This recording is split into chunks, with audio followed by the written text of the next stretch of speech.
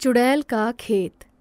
एक आदमी जो कि खेत में होता है वो किसी चुड़ैल के पीछे पीछे चलता है और उससे थोड़ी सी बात करते ही नदी में कूद जाता है।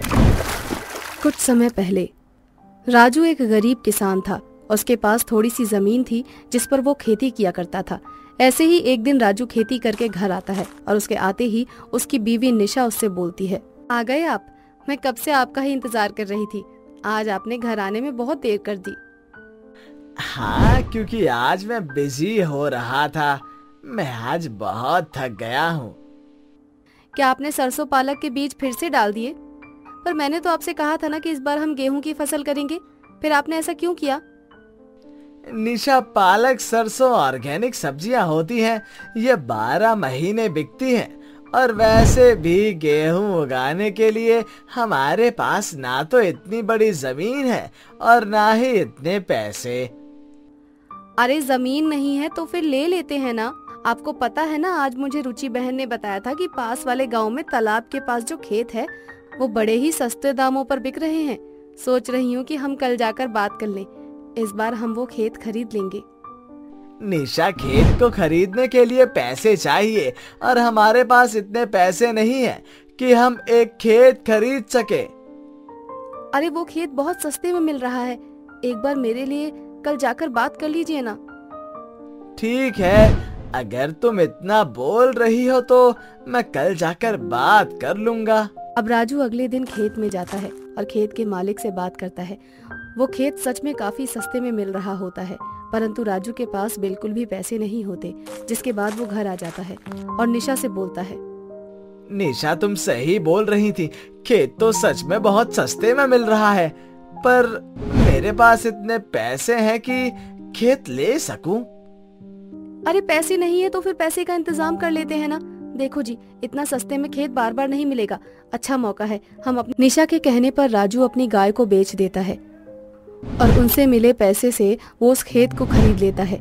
खेत खरीदने के बाद राजू और निशा पूरा दिन गेहूं की खेती करने में जुट जाते हैं। शाम को निशा घर आती है और खाना बनाने लगती है, तो वहीं राजू खेत में रहकर छोटी सी झोपड़ी बनाने की तैयारी करने लगता है कि उसे कुछ डरावनी आवाज सुनाई देती है। उसकी आवाज सुनकर राजू अपना सारा काम छोड़कर इधर उधर घूमते हुए बोलता है, कौन है यहाँ? मेरे सामने आओ। राजू के बोलते ही डरावनी आवाजें आनी बंद हो जाती हैं, जिसके बाद राजू बोलता है, निशा, क्या यहाँ तुम हो? तो मेरे लिए खाना लेकर आई हो? पर अब भी राजू को कोई नजर नहीं आता। जिसके बाद राजू थोड़ा और आगे जाता है। तभी उसे महसूस होता है कि जैसे कोई उसके पीछे से भागा और राजू तुरंत पीछे मुड़कर देखता है, पर उसके पीछे कोई नहीं होता। जिसके बाद उसके कानों में आवाज आती है, राजू, ये खेत मेरा है और अब यहाँ तेरा आखिरी दिन है। अगर तू अपनी जान बचाना चाहता है तो यहाँ से चले जा। कौन हो तुम? मेरे सामने आओ। ये खेत मैंने आज ही खरीदा है, इसलिए अब ये खेत मेरा है। इतना बोलकर राजू पीछे मुड़ता है और वो देखता है कि एक चुड़ैल उसके सामने खड़ी है। चुड़ैल को देखकर राजू के पसीने छूट जाते हैं। जिसके बाद चुड़ैल अपनी आंखों से जादू करती है और राजू उसके वश में हो जाता है। जिसके बाद राजू चुड़ैल के पीछे पीछे चलने लगता है और चुड़ैल राजू से बोलती है, बोलो कि ये खेत अब तुम्हारा है और हमेशा तुम्हारा ही रहेगा। मैं इस खेत का मालिक नहीं हूँ। मैंने इस खेत को खरीद कर गलती करी है और अपनी गलती सुधारने के लिए मैं इस नदी में कूदकर अपनी जान देना चाहता हूँ। ये खेत तुम्हारा है और हमेशा तुम्हारा ही रहेगा। खेत का मालिक मैं नहीं हूँ।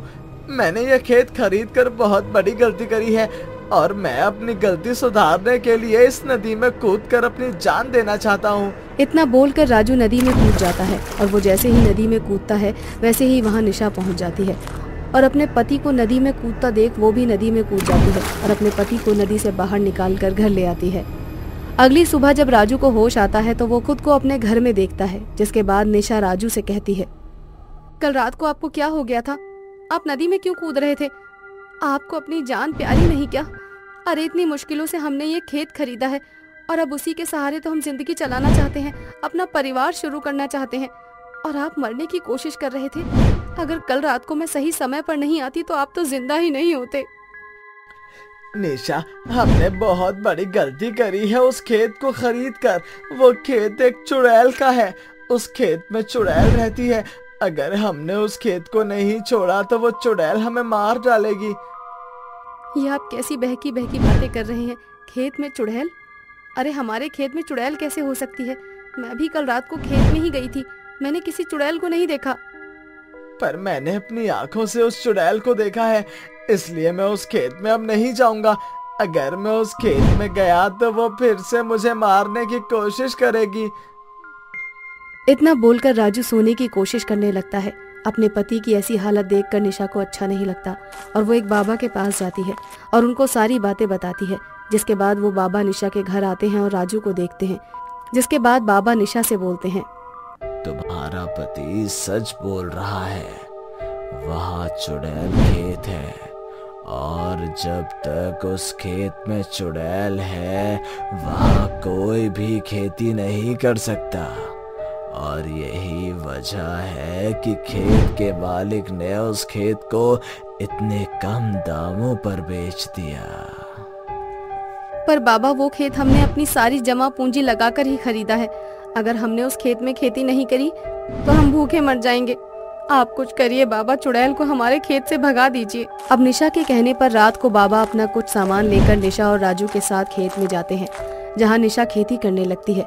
निशा जैसे ही खेती करने लगती है, चुड़ैल निशा के सामने आ जाती है और उसका गला दबाते हुए उससे बोलती है, मैंने तेरे पति को बोला था ये खेत मेरा है और मेरा ही रहेगा। तेरी हिम्मत कैसे हुई मेरे खेत में खेती करने की? अब तू भी मरेगी। चुड़ैल के सामने आते ही बाबा उस पर माता रानी का लाल सिंदूर डाल देते हैं और उसे एक घेरे में कैद कर लेते हैं। जिसके बाद चुड़ैल चिल्लाती हुई बाबा से बोलती है, मुझे छोड़ दे बाबा, ये खेत मेरा है और यहाँ सिर्फ मैं फसल उगा सकती हूँ। मैंने कर्जे में डूबकर ये खेत खरीदा था और इस खेत में दिन रात मेहनत करके मैंने यहाँ अपना दम तोड़ दिया। इसीलिए मैं खेत नहीं छोड़ने वाली। जो भी मेरे खेत में खेती करेगा या करने आएगा मैं उसे मार डालूंगी। तेरी मौत एक हादसा था चुड़ैल, तेरी मौत के पीछे किसी का कोई हाथ नहीं था और ना ही कोई साजिश। इसलिए तू बेकसूर लोगों को अब नहीं मार पाएगी, क्योंकि मैं तुझे अपनी तंत्र विद्या से खत्म कर दूंगा। इतना बोलकर बाबा कुछ मंत्र पढ़ता है और अपने हाथों में गंगा जल लेकर उस चुड़ैल के ऊपर डाल देता है, जिससे उस चुड़ैल के शरीर में आग लग जाती है और वो चुड़ैल हमेशा हमेशा के लिए मुक्त हो जाती है। जिसके बाद राजू और निशा मिलकर दिन रात खेती करने लग जाते हैं और उससे उगी हुई फसल को बेचकर अपना घर चलाते हैं। रामपुर नामक गांव में एक राम नाम का लड़का रहता था, जिसका अमरूद का बाग था। उसमें बहुत ही मीठे अमरूद लगा करते थे।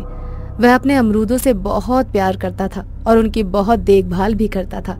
एक दिन की बात है, आज तो बहुत गर्मी है और मेरे अमरूदों के भी पकने का समय हो गया। घर पर जाऊंगा तो बीवी की चिक चिक सुननी ही पड़ेगी। एक काम करता हूँ, खाना खा के यहीं पर अपने खेत पर ही सो जाता हूँ। कोई फिक्र नहीं, अच्छी नींद आएगी।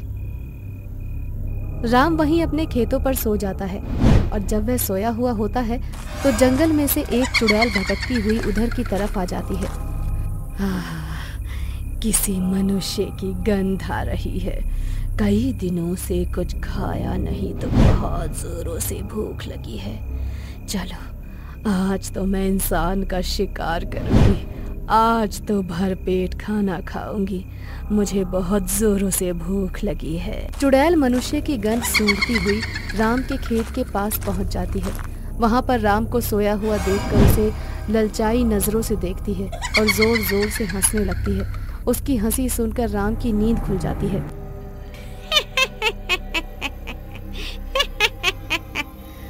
आज तो मनुष्य का मांस खाने को मिलेगा। कितने दिन हो गए किसी मनुष्य का मांस खाए हुए। आज तो पेट भरकर खाना खाऊंगी। हाँ। कौन हो तुम? अरे बाबा, चुड़ैल, ये तो कितनी भयानक चुड़ैल है। क्या क्या क्या चाहती हो मुझसे? एक चुड़ैल क्या चाहती है? तुझे मैं मार के खा जाऊंगी और क्या। बहुत दिन से भूखी हूँ। इतना हट्टा कट्टा है तू, तुझे खाकर तो एक बार में ही पेट भर जाएगा मेरा। राम चुड़ैल को देखकर डर जाता है, पर वो दिमाग से बहुत चालाक होता है। वो अपना दिमाग यूज करके उपाय सोचता है और चुड़ैल से कहता है, चुड़ैल ठीक है, मुझे खा लेना, पर मुझे नहा के आ जाने दो। पसीने की बदबू से तरबतर हूँ। इतनी देर में आता हूँ तुम मेरे बगीचे के अमरूद खा लो, कम से कम तुम्हारी भूख थोड़ी सी शांत होगी। चुड़ैल राम के बगीचे से अमरूद खाती है। उसे वो इतने अच्छे लगते हैं कि वह राम को खाना भूल ही जाती है और वहाँ से चली जाती है। यह सब राम पीछे पेड़ पे बैठा देख रहा होता है और उसकी जान में जान आती है। जब चुड़ैल चली जाती है, भगवान का शुक्र है कि चुड़ैल यहाँ से चली गई और मुझे छोड़ गई। उसको मेरे बगीचे के अमरूद कम से कम अच्छे लगे, नहीं तो मुझे अपनी जान गंवानी पड़ती। उसी रात आसमान से ओले की बारिश होती है। अमरूद की सारी फसल खराब हो जाती है। राम सिर पकड़कर बैठ जाता है और अपने दोस्तों से पैसों की मदद के लिए जाता है। यार पिंकू, अनिल, रात ओले पड़ने की वजह से सारी फसल खराब हो गई। मेरे सारे अमरूद खराब हो गए। ये तो है भाई, सभी की फसल खराब हुई है, बहुत नुकसान हुआ है। क्या तुम दोनों में से कोई मुझे कुछ पैसे उधार दे सकता है जिससे मैं दोबारा से फसल उगा सकूं? मेरे पास बिल्कुल भी पैसे नहीं है। सारा पैसा मैंने इस फसल में लगा दिया था, अब ये भी फसल खराब हो गई है। नहीं भाई, हम तेरी कोई मदद नहीं कर सकते, हमें भी तो पैसों की जरूरत है। पिंकू और अनिल वहाँ से मुंह मोड़कर चले जाते हैं। यह देखकर राम को बहुत बुरा लगता है। वहीं दूसरी ओर चुड़ैल को अमरूद इतने पसंद होते हैं कि वह दोबारा उन अमरूदों को खाने के लिए वहाँ पर आ जाती है। पर वहाँ पर अमरूद को ना पाकर वह परेशान हो जाती है और खुद अमरूद की फसल उगाती है। इस बाग के अमरूद तो इतने अच्छे हैं कि इंसानों को खाना भी भूल गई हूँ। अब तो मुझे अमरूद ही खाने हैं। पर ये क्या, यहाँ तो अमरूदों की फसल ही नहीं है। अरे क्यों ना मैं अपने जादू से अमरूद की फसल उगा दूं यहाँ पर। हाँ, यही करती हूँ। चुड़ैल वहाँ अपनी शक्ति से अमरूद लगा देती है। वहाँ पर कुछ अमरूद वो खाती है और बाकी अमरूदों को वहीं छोड़कर वहाँ से चली जाती है। जब राम सुबह उठकर अपने खेत पर जाता है तो वह बहुत खुश हो जाता है और भगवान का चमत्कार समझकर अमरूदों को अच्छे दामों पर बेचता है। अरे ये क्या, यहाँ तो अमरूद ही अमरूद है। इतनी अच्छी फसल हो रही है, ये सब भगवान की कृपा है। अब मैं इनको जल्दी से जल्दी बेच देता हूँ, नहीं तो फिर कुछ हो गया तो ये फसल भी बेकार हो जाएगी। राम उस फसल को बेच देता है। अगले दिन चुड़ैल फिर आती है और अमरूदों की खेती कर देती है और कुछ अमरूद खाती है और बाकी ऐसे ही छोड़ देती है। यह सब बात राम को हजम नहीं हो रही होती। वह उस रात चुपचाप खेत में देखता है कि यह अमरूद रोज रात को कहाँ से आते हैं। आज तो पता लगा कर ही रहूंगा कि खेत में ये इतने अच्छे अमरूद कहाँ से आ जाते हैं। अरे ये क्या, ये तो वही चुड़ैल है जो मुझे खाने के लिए आई थी। अच्छा, तो ये भी चुड़ैल अब खुद अमरूद लगाती है और खुद खाकर बाकी अमरूद यहीं पर छोड़ जाती है। ये तो मेरे लिए बहुत अच्छी साबित हुई। यह बात अनिल को पता चलती है। वह पूरे गांव को ये बात बता देता है। सभी गांव वाले चुड़ैल को मारने के लिए हाथ में हथियार लेकर रात के समय राम के खेत पर आ जाते हैं, जहां वह चुड़ैल फिर से अमरूद खाने आ जाती है। यही वो चुड़ैल है जो रोज राम के खेतों में अमरूद लगाती है। कौन हो तुम? हथियार लेकर क्यों आए हो? मैं तुम सबको कोई नुकसान नहीं पहुंचाना चाहती हूँ। मुझे अमरूद बहुत अच्छे लगते हैं। मैं तो यहाँ पर अमरूद खाने के लिए आती हूँ। मुझे अमरूद खाने दो, मुझे बहुत तेज भूख लगी है। अभी तो अमरूद खा रही है, बाद में हमारे गांव के बच्चों को भी खाएगी। चुड़ैल किसी की सगी हुई है भला? अगर मुझे तुम्हें कोई नुकसान पहुंचाना होता तो मैं कब का ये कर चुकी होती। मैं तो सिर्फ यहाँ पर राम के खेत में अमरूद खाने के लिए आती हूँ। इस खेत में अमरूदों ने मुझे इंसानों को खाना भुला ही दिया है। जाने दो मुझे यहाँ से। सभी गांव वाले अनिल की बातों में आकर अपने हाथों में लिए हथियार को लेकर चुड़ैल को मारने के लिए दौड़ पड़ते हैं। इतने सारे लोगों को देखकर चुड़ैल भी डर जाती है। जब सब चुड़ैल को मार रहे होते हैं तभी वहाँ पर राम आ जाता है और चुड़ैल और गांव वालों के बीच में आकर खड़ा हो जाता है। क्या कर रहे हो तुम सब? एक अकेली चुड़ैल पर हमला? राम, तुझे पता नहीं, तेरे खेत में एक चुड़ैल रहती है। यही वो चुड़ैल है जो तेरे खेत के अमरूद रोज खा जाती है। मैं सब कुछ जानता हूँ, मुझे कुछ बताने की जरूरत नहीं है अनिल। तू सब कुछ जानता है और जानकर भी तुझे इस चुड़ैल को भगाया नहीं जाता। ये चुड़ैल तुझको खा सकती है। मैं सब कुछ जानता हूँ। सामने से हट जा राम, हमें ये चुड़ैल दे दे, हम इसको मार मार कर अपने गांव से भगा देंगे। खबरदार, जो इस चुड़ैल को किसी ने हाथ भी लगाया, ये चुड़ैल मेरे खेत पर आती है, मुझे इस बात से कोई आपत्ति नहीं है। और अनिल, तू आज मेरी सहायता करने के लिए किस बिना पर आ गया? जब मैंने तेरे से सहायता मांगी थी तब तूने अपना पल्ला झाड़ लिया था। आज मुझे तेरी सहायता की जरूरत नहीं है। तुम सब अपना काम करो, मुझे इस चुड़ैल से कोई आपत्ति नहीं है। तुम सब घर जा सकते हो और ये मेरा वचन है कि ये चुड़ैल तुम में से किसी को भी नुकसान नहीं पहुंचाएगी। हम इसका विश्वास कैसे करें? क्या गारंटी है ये हमें नुकसान नहीं पहुंचाएगी? इसका विश्वास मैं तुम्हें दिलाता हूँ। अगर उसने कभी इंसान को खाने की कोशिश की तो सबसे पहला शिकार इसका मैं बनूंगा, और जब मैं इसका शिकार बन जाऊं तो इसका तुम कुछ भी कर सकते हो, पर मेरे जीते जी नहीं। अब राम चुड़ैल के जादू से बने अमरूदों को बेचकर अमीर हो जाता है। वह अमरूदों की खेती करता है और रोज रात को एक टोकरी अमरूद चुड़ैल के लिए निकाल कर रख देता है। चुड़ैल अमरूद खाकर खुश हो जाती है। चुड़ैल और राम खुशी खुशी अपनी जिंदगी बसर करने लगते हैं। राम चुड़ैल की मदद करता है और चुड़ैल राम की। निखत, जो कि बेहद खूबसूरत थी, उसे अपनी सुंदरता का बहुत घमंड था। वो अपनी सुंदरता का काफी ख्याल रखती थी। ऐसे ही एक दिन निखत अपनी छोटी बहन आफिया से बोलती है, आफिया बता आज मैं कैसी लग रही हूँ? बाजी, हमेशा की तरह आज भी आप तौबा लग रही हो। वैसे बाजी, आप आज इतनी बनकर कहाँ जाने की तैयारी में लगी हो? मैं नहीं आफिया, हम गांव के पास वाले गांव में बहुत बड़ा मेला लगा है। मैं घर में बैठी बैठी बोर हो रही थी, तो मैंने सोचा क्यों ना मैं तेरे साथ मेला घूमने चली जाऊं और वहां से अपने लिए कुछ मेकअप का सामान और कुछ इत्र भी लेकर आ जाऊंगी। ओफो बाजी, मैं आपसे और आपके इन नायाब इत्रों से बेहद परेशान हो चुके हूँ। और बाजी, आज हम बहुत लेट हो रहे हैं, इसीलिए हमें अभी चल देना चाहिए, वरना आते हुए रात हो जाएगी। और अगर हम लेट घर पहुँचे फिर तो आपको पता ही है क्या होगा, कैसे अब्बू हमारे सर पर बैठ जाते हैं। तो जल्दी चलना, तैयार हो जा जाकर। मैं तैयार हूँ बाजी, आप चलो। इस तरह से आफिया और निखत मेले में चली जाती हैं और खूब मस्ती करती हैं। और घर जाते हुए निखत अपने लिए कुछ इत्र खरीदने लगती है, जिस वजह से उन दोनों को घर जाने में देरी हो जाती है और वो जल्दी पहुँचे। इसीलिए निखत जंगल के शॉर्टकट रास्ते से जाने की सोचती है, जिस पर आफिया निखत से बोलती है, बाजी आप ये किस रास्ते से जा रही हैं? आपको तो पता है ना कि इस जंगल में चुड़ैलों का साया है। आफिया, ये सब एक अफवाह है, चुड़ैल वुड़ैल जैसी कोई चीज नहीं होती, तू जानती है ना। और मैं भी अक्सर इसी रास्ते से घर आती हूँ जब मुझे घर आने में लेट होता है, तो मैं इस रास्ते को ही चुनती हूँ। इस रास्ते से हम बस 5 मिनट में अपने घर पहुँच सकते हैं, तो तू अब डर मत और चल मेरे साथ। पर बाजी, परवाह कुछ नहीं, तू बस चुपचाप मेरे साथ चल, हमें कुछ नहीं होगा। और वैसे भी मैं हूँ ना तेरे साथ, और तू पूरे रास्ते देखते चलना, तुझे कोई चुड़ैल नजर नहीं आने वाली। अब डर मत और चल। ठीक है। इतना बोलकर निखत जंगल के कच्चे रास्ते से जाने लगती है। फिर खड़े हो जाते।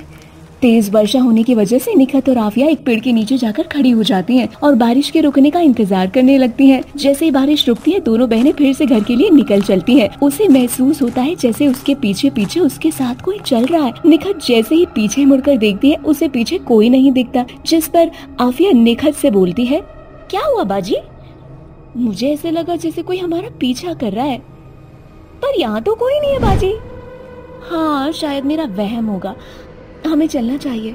जिसके बाद एक बार फिर निखत आफिया के साथ घर की ओर चलने लगती है। कुछ ही दूरी पर उन्हें एक लड़का दिखाई देता है जो कि बेहद खूबसूरत होता है। उस लड़के की आंखों में एक अजीब सी चमक होती है। उसकी आंखों की चमक और उसकी सुंदरता देख निखत खुद को उससे बात करने से रोक नहीं पाती और ना चाहते हुए भी उस लड़के से बोलती है, क्या आप हमारी एक छोटी सी मदद कर सकते हैं?